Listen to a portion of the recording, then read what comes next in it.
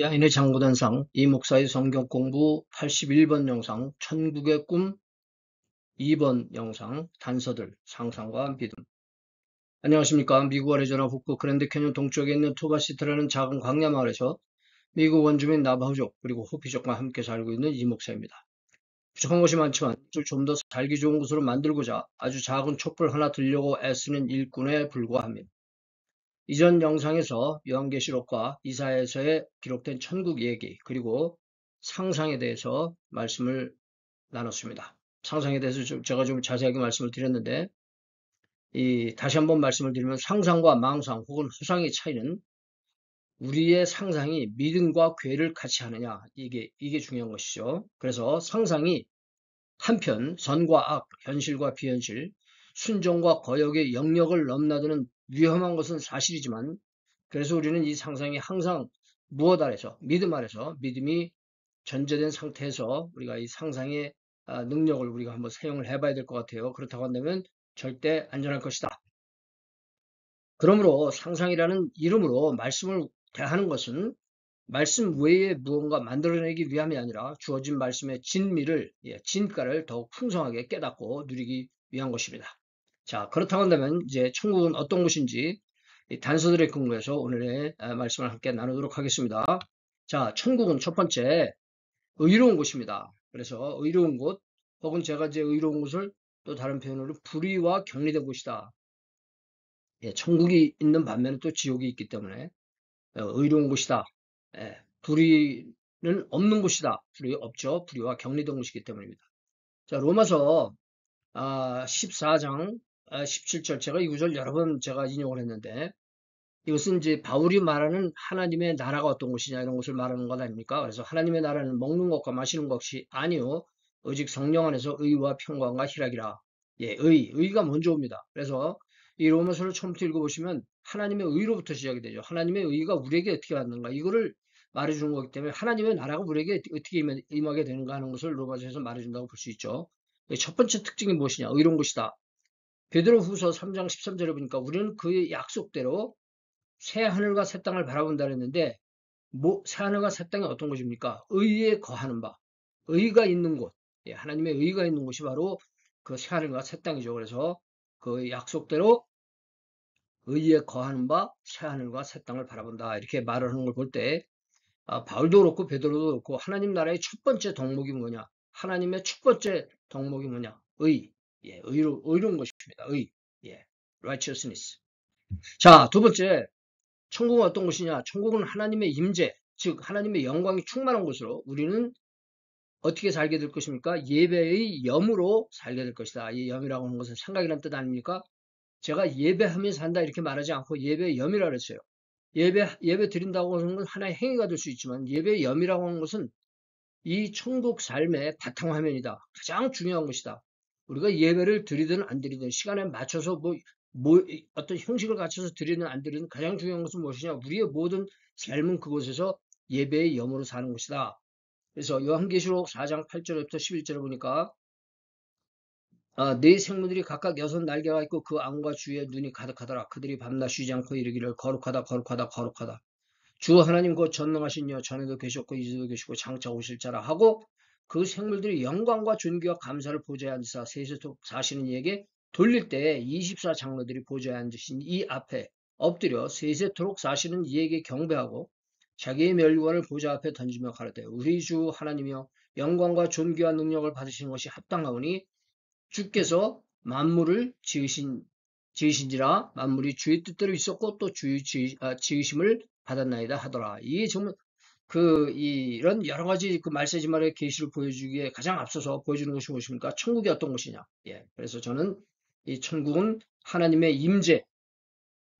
저는요, 천국에 가도 하나님의 모습을 제가 보리라고 생각하지 않아요. 왜냐하면 그분은 우리가 천국에 가도 그 이상의 분이기 때문입니다.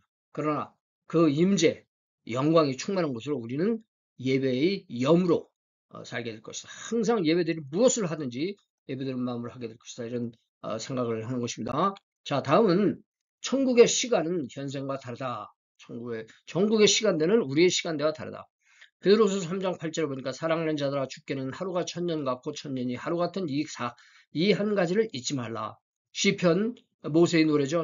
90편 4절을 보니까 주의 목전에는 천년이 지나간 어제 같으며 밤의 한 경점 같을 뿐이니이다. 예. 지금 우리가 사는 시간대가 있어요. 우리의 그 지구가 돌아가는 시간대가 있고 우리의 삶의 하루하루 시간대가 있습니다.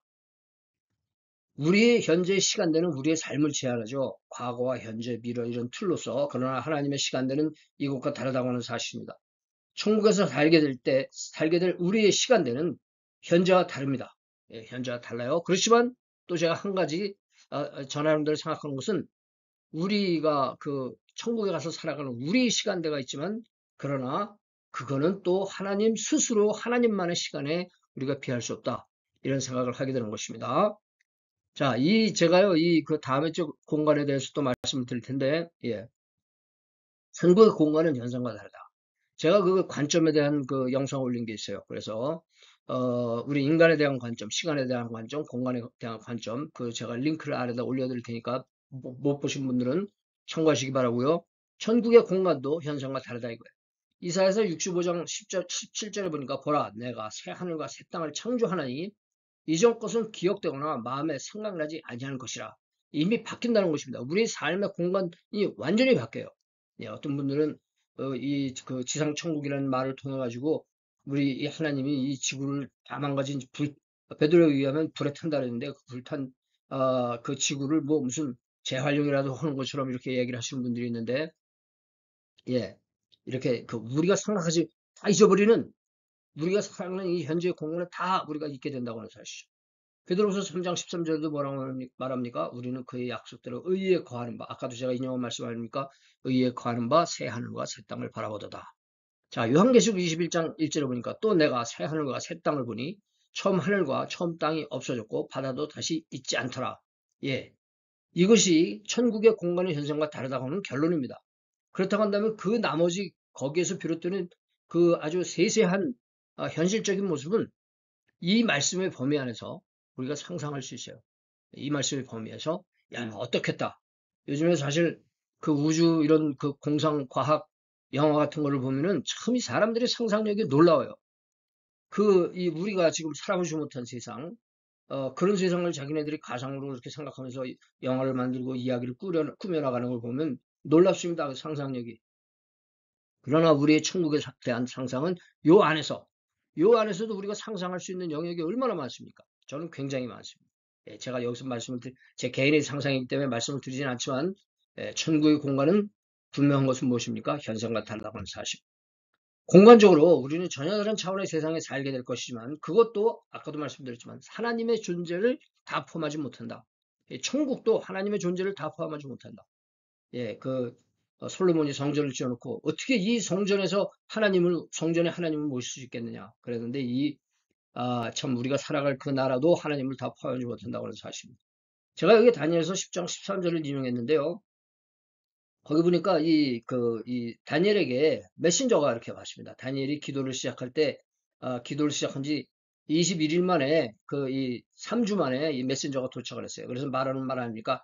그런데 바사 국군이 21일 동안 나를 막았으므로 내가 거기 바사국 왕들과 함께 머물러 있더니 군장 중 하나 미가엘이 와서 나를 도와줬다. 여기에 시간이 걸려서 지체가 됐어요. 공간적으로, 시간적으로 지체가 됐습니다. 이 천사들인데, 요거를 그냥 요 정도만 생각하시고 그냥 넘어가겠습니다. 이 천사, 물론 이것이 우리가 기다리는 그 천국의 시대는 아니죠. 그 다니엘의 시대예요. 다니엘의 시대지만 그때도 천국의 세계가 존재하지 않았습니까? 그 천사들의 세계가 존재하지 않았습니까? 거기에 관계된 얘기가 이렇게 살짝 나오니까 제가 여기서 더 이상 자세히 말씀드리지 않고 여러분들의 상상력을 제가 기대하겠습니다. 자, 그 다음에는 천국은 어떠한 곳이냐? 이 거대한 시간, 이 거대한 공간을 우리가 살아가게 된다는 거예요. 그럼 우리가 지금 가진 몸, 우리가 지금 가지고 있는 지식 가지고는 그 세상을 살 수가 없어요.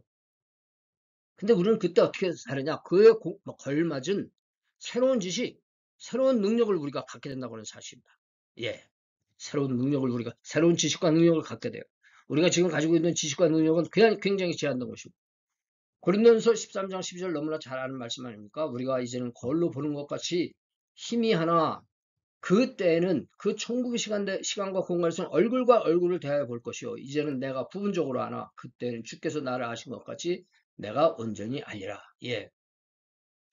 물론 우리가 주님 같은 지식을 갖게 되리라고 생각하지는 않습니다.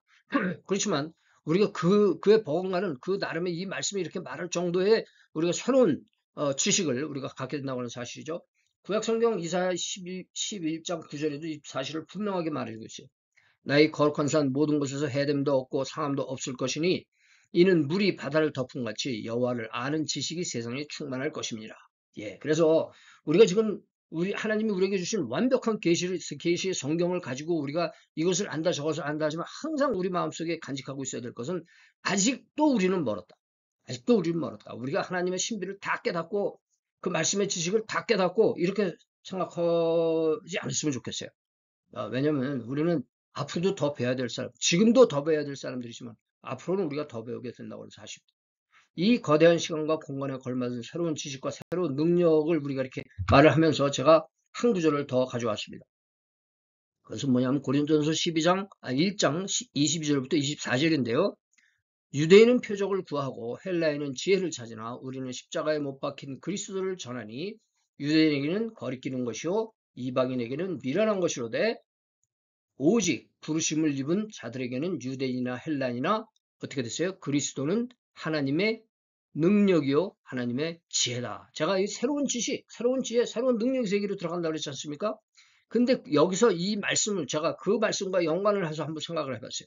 무엇입니까? 여기서 이 십자가가 유대인은 표적을 구하고 헬라인은 지혜를 찾지만 십자가 안에 그 그리스도 안에 하나님의 능력과 하나님의 지혜가 들어있다. 그래서 저는 우리 믿음 가운데 새로운 세계로 들어갈 수 있는 새로운 지혜와 능력 세계로 들어갈 수 있는 그 길이 믿음에 있다고 하는 거를 저는 그렇게 생각을 한다고 하는 사실입니다. 우리 십자가는요 그냥 믿어 이게 아니에요. 그 안에 십자가 안에 새로운 천국에서의 우리의 지혜와 지식과 능력이 그 안에 담겨 있다고 하는 사실입니다. 글로 들어갈 때 그것을 우리가 찾게 된다고 하는 사실이죠. 그런 의미에서 저는 고린도전서 1장 22절 24절 여러분들에게 강력하게 이렇게 추천합니다. 그래서 여러분들 이 말씀을 한번 생각해 보시고 과연 우리가 지금 믿고 있는 이 십자가 안에 들어있는 하나님의 능력과 지혜가 무엇인지 유대인들이 그렇게 얻으려고 했던 것 헬라인들이 그렇게 얻으려고 했던 그 권능과 표적과 지혜가 무엇인지 한번 여러분들 한번 탐구해 보시는 그런 상상의 여행을 한번 하시기를 바랍니다. 자, 그곳에서는요, 또 한 가지 새로운 관계가 새로워집니다. 지금 우리는 부모 자식, 부부 간의 관계, 친구 간의 관계 이런 관계가 있어요. 근데 그때는 우리가 그러한 모두 하나님의 자녀로서 친숙한 그런 관계를 갖게 되겠지만 지금의 이 관계와는 다른 관계를 갖게 된다고 하는 사실입니다. 그래서 제가 그런 것을 상상하게 하는 성경 구절을 제가 이렇게 가져왔죠. 마태복음 22장 30절에 보니까 부할 때는 장가도 아니가고 시집도 아니가고 하늘에 있는 천사들과 같으니라. 예. 이 말씀은 어떻게 보면은 굉장히 그 천국 생활에 대해서 상징적으로 얘기하신 게 아니라 굉장히 직접적으로 얘기를 하신 것 같아요. 이 말씀, 제가 생각하기로는 이 말씀이 가장 그렇게 직접적으로 그 다른 세상을 이렇게 말씀해 주시는 게 아닌가, 이렇게 노골적으로 말씀해 주시는 게 아닌가. 이런 생각이 들어요. 그래서 그때는 이 부부 간의 관계, 저기 뭡니까, 마태복음 22장의 그 전체적인 저기를 보면은 한 여자가 여러 형제들과 결혼했을 때 그런 얘기 아닙니까? 다 죽어서 부활했다면 어떻게 되겠느냐? 그 관계가 달라진다는 거예요. 그 관계가 소용없다는 거죠. 과연 로마서 7장 2절도 보니까 남편 있는 여인이 그 남편 생전에는 법으로 그에게 매인바 되나 만일 그 남편이 죽으면 남편의 법에서 벗어났느니라. 예. 이렇게 말하고 있어요. 그래서 이 그 구약 시대도 사람이 그 죽으면은 부부간의 연애, 사실은 이렇게 말하면 냉정하게 들릴지 모르겠지만 사실은 죽으면 부부간의 연은 끊어지는 거예요. 그때까지 하나님이 그때까지 의도하신 거예요.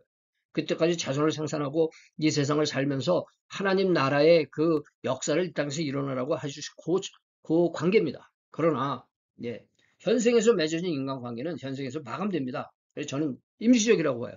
물론 우리 삶에 비하면 영원한 것이죠. 영원한 것이지만 이 하나님 나라의 시간대 공간에 보면 이것은 임시적이고 그곳에서는 새로운 인간관계에서 우리가 살게 될 것이다. 예, 어떤 관계가 될까요? 상상입니다. 그렇기 때문에 그 이상은 제가 말씀드리지 않겠습니다. 자, 그 다음에 이게 마지막인가요? 예, 그곳은 어떤 곳입니까? 사명의 세상입니다. 사명의 세상. 마태복음 22장 30절에 부활 때는 제가 금방 읽은 말씀 아닙니까? 부활 때는 장가도 아니가고 시집도 아니가고 그랬는데 제가 이 구절을 가져온 것은 뭐냐면 하늘에 있는 천사들과 같다. 우리가 그때는 천사들 같이 산다는 거예요. 천사들 같이.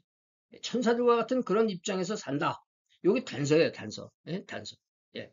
그런데 이 히브리서 1장 14절을 보니까 모든 천사들은 부리는 영으로서, 부리는 영. 예. 그 어떻게 보면 사역자, 사역자라는 뜻이에요. 미니스터, 사역자다. 구원 얻을 후사들을 위하여 섬기라고 보내심이 아니뇨. 예. 이 구절을 이 문장은 사실 단순해요. 그러나 여기 담고 있는 이 의미는 놀라운 것입니다. 천사들은 뭘 하는 것입니까? 구원 얻을 후사들을 위하여 섬기라고. 예. 제가 이 말씀의 단서만 이렇게 어느 정도 제시하고 제가 말씀 드릴 수 있는 데까지만 말씀드리지만 그 이상은 여러분들이 한번 깊이 생각해 보세요. 그래서 저는 이런 말씀들을 통해서 무엇을 생각하느냐? 우리는 천국에 뭐가 있다? 섬기는 일, 사명이 그곳에 우리를 기다리고 있다는 것, 사역이 기다리고 있다고 하는 사실입니다. 이거를 저는 그래서 사명의 땅이다. 사명의 세상입니다.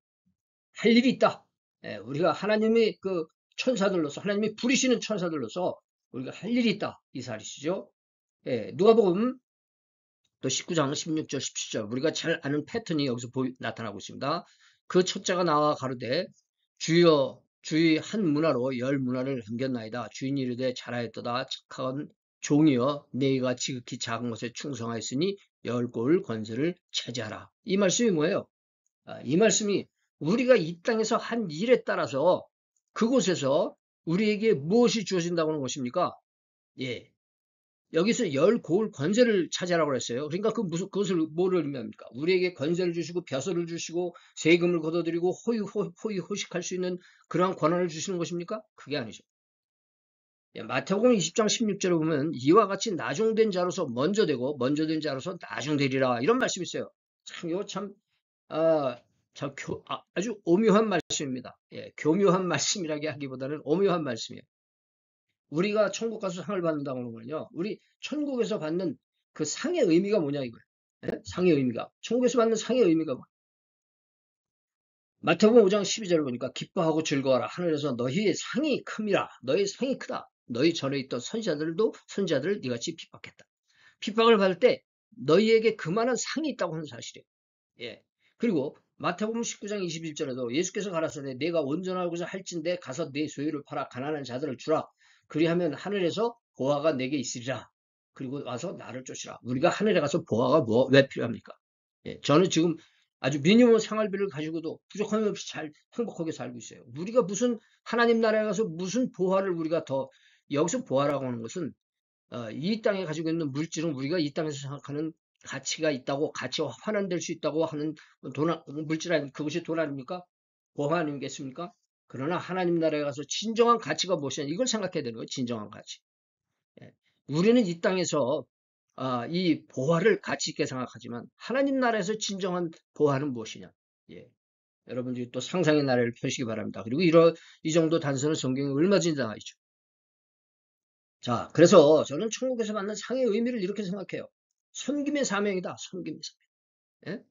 우리가 그곳에서 하나님을 섬기고 왕국을 섬기고 하나님의 그 나라의 백성들을 섬기는 그리고 하나님의 우리가 지금까지 알지 못했던 하나님의 더 큰 사역의 범위에서 할 일이 너무나 많을 걸로 저는 생각해요. 저는 거기에 대한 기대감이 아주 정말 정말 흥분될 정도로 제가 그런 걸 생각하면은 이렇게 정말 감격을 느낍니다. 천국에서 받는 상이 무엇이? 예, 땅을 몇 평을 남보다 더 가지고 그게 아니죠. 열 골을 맡았다는 것은 무엇입니까? 그들을 위해서 그들이 정말 하나님 나라에서 행복한 삶을 살기 위해서 내가 무엇을 해야 될 것이? 그래서 천국에서 받는 상의 의미는 섬김의 사명이 아니겠느냐? 예, 하나님 왕국과 이 백성들을 섬기는 놀라운 일이 우리를 기다리고 있을 줄로 믿습니다. 자, 그리고 이 천국에 대해서 제가 단서들을 말씀드렸는데 예수님은 천국 복음을 전하심에 있어서 많은 비유를 사용했어요.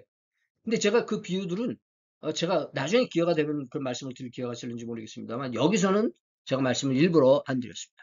예, 그 비유에 대해서. 근데 이 비유는 말이에요. 제가 여기서 말씀드리려고 하는 포인트는 뭐냐면 예수님이 사용하신 그 비유는 이 세상에서 우리가 살면서 경험하는 일상들이에요.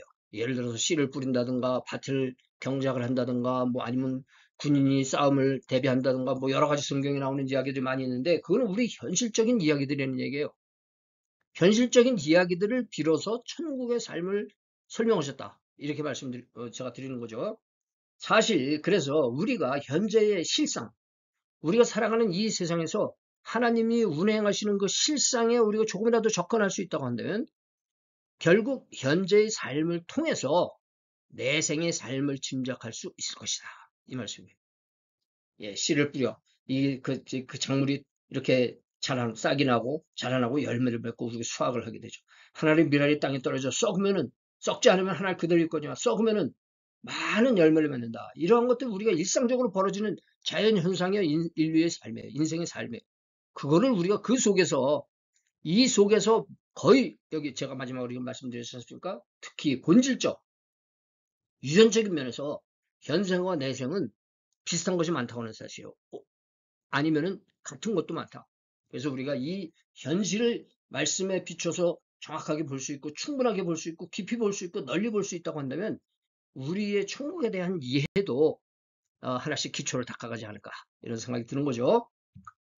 그러므로 천국의 단서는 오늘 내가 제시한 이런 단서들에 국한되는 것이 아니라 성경 전체 또 우리 삶 속에서 내 삶 속에서 천국의 단서들을 발견할 수 있을 것이다. 이렇게 말씀을 드리는 거예요. 그것이 어떻게 보면 우리의 상상의 역할이 아닐까 이런 생각도 하면서요.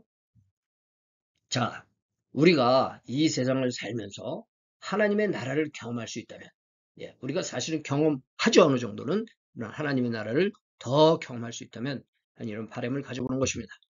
제가 오늘 이렇게 나눈 말씀을 요약을 해봤어요. 천국은 의로운 곳이고 하나님의 임재가 충만한 곳을 우리는 예배의 영으로 살게 된다. 천국의 시간은 현생과 다르다. 공간은 현생과 다르다. 거대한 시간과 공간에 걸맞은 새로운 지식, 새로운 능력의 시대다. 예. 여러분들과 저의 능력의 영역이 더 넓어져요. 기대가 되지 않으십니까? 그것은 새로운 관계의 세상입니다. 우리는 새로운 관계를 정말 하나님이 가장 기뻐하시고 하나님이 설정하신 가장 아름다운 그러한 관계에서 우리가 무엇을 합니까? 사명을 감당하게 된다고 하는 것입니다. 사명을 감당하죠. 그래서 천국에서 받는 상의 의미, 제가 오늘 간단하게 한두 화면을 말씀드렸습니다만 이것도 제가 꼭 말씀드리고 싶은 건데 오늘 기회를 따라서 제가 말씀을 드린 것 같아요. 자, 이제 우리가 이렇게 천국을 상상하면서 조금이나마 그 세상, 천국의 세상을 잘 살 수 있는 우리에게 다가오는 거기에 있는 그 하늘나라를 잘 살 수 있는 준비를 이 세상에서 할 수 있지 않을까 이런 생각에 오늘 제가 이런 말씀을 드리고 싶다. 동영상 목록 링크 참고하시기 바라고요. 예, 종말의 주제들 오늘 이 재림 이후의 시대적 공간적 천국의 특징에서 81번 영상 추가됐습니다. 이제 이거로서 우리가 이 종말의 이 정도 대강 내용들이 이제 커버가 된 것 같으니까 다음에 이제 이 영상은 이 화면은 제가 빼도록 하겠습니다. 자, 우리 부록 페이지, 우리 선교 단체, 법인체들, 그리고 우리 사역의 모토, share to double, have it free, give it free. 나누면 배가 된다. 거저받았으니 거저주라. 큰 그림 참고하시고요. 그리고 이 큰 그림 영상 번호 여기 81번이 하나님 나라 81번이 여기 추가됐습니다. 말씀을 통한 오늘의 교제에 감사드리며 다음에 또 뵐 때까지 성령 안에서 의와 평강과 희락이 귀 가정에 충만하시기 바라며 저는 이만 여기서 잠시간의 작별 인사 드립니다. 박건의